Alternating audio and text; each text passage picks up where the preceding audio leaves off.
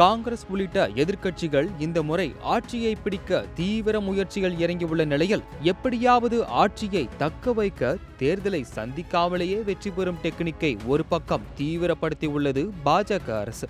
அருணாச்சல பிரதேசத்தில் நாடாளுமன்ற தேர்தலுடன் சேர்த்து சட்டமன்ற தேர்தலும் நடைபெற்றது. அங்கு முதலமைச்சர் பெமா காண்டு உள்ளிட்ட பாஜகவின் 5 வேட்பாளர்கள் தேர்தலுக்கு முன்பாகவே போட்டியின்றி வெற்றி பெற்றதாக அறிவிக்கப்பட்டார்கள். குஜராத் மாநிலம் சூரத்திலும் பாஜக வேட்பாளரை தவிர மற்ற அனைத்து வேட்பாளர்களும் வாபஸ் பெற்றுவிட்டனர்.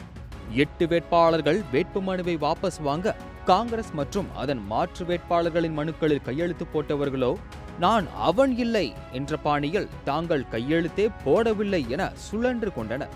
அது மட்டுமல்லாமல் சம்பந்தப்பட்ட காங்கிரஸ் வேட்பாளர்களும் காணாமல் போய் குழப்பங்களை அதிகரித்து வந்தனர்.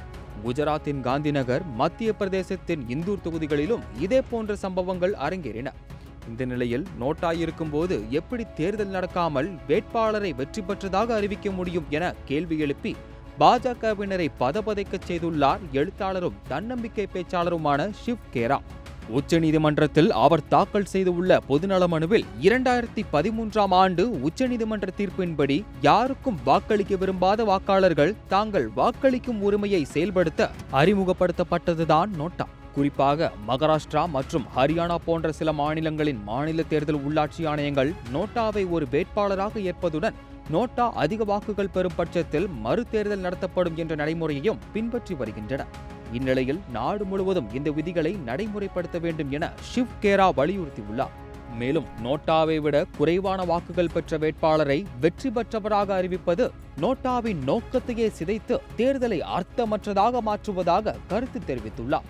சரியான நபர்களை அரசியல் கட்சிகள் வேட்பாளராக நிறுத்த நோட்டா கொடுக்கும் அழுத்தம் அவசியமானது என கூறும் சிவ், சூரத்திலும் தேர்தல் நடந்திருந்தால் பாஜக வேட்பாளருக்கான எதிர்ப்பு நோட்டா வழியாக தெரிய வந்திருக்கும் என தெரிவித்துள்ளார். எனவே ஒரு வேட்பாளர் மட்டுமே களத்தில் இருந்தாலும் நோட்டா இடம் பெற்றிருப்பதால் வாக்காளர்களுக்கு தங்கள் உரிமையை பயன்படுத்த வாய்ப்பு வழங்க வேண்டும் என ஷிவ் தனது மனுவில் குறிப்பிட்டுள்ளார். மனுவை விசாரித்த உச்சநீதிமன்ற தலைமை நீதிபதி சந்திரசூட் தலைமையிலான அமர்வு உரிய பதில் அளிக்குமாறு தேர்தல் ஆணையத்திற்கு உத்தரவிட்டுள்ளது. ஜனநாயகத்தின் அடிப்படையே எதிர்ப்பு என இருக்கும்போது தேர்தலின்றி ஒருவரை வெற்றி பெற்றதாக அறிவிப்பது ஜனநாயகத்தை கேலிக்கூத்தாக்கும் செயல் என பாஜகவின் தேர்தல் யுக்தியை காங்கிரஸ் உள்ளிட்ட எதிர்க்கட்சிகள் கடுமையாக விமர்சித்து வருகின்றன. பணம் மற்றும் அதிகார பலத்தை வைத்து தேர்தலே நடக்காமல் வெற்றியாளரை தேர்வு செய்வது பிற்காலத்தில் தேர்தலே இல்லாத சர்வாதிகார நிலைக்கு தள்ளிச் செல்லும் என்ற குற்றச்சாட்டும் முன்வைக்கப்படுகிறது.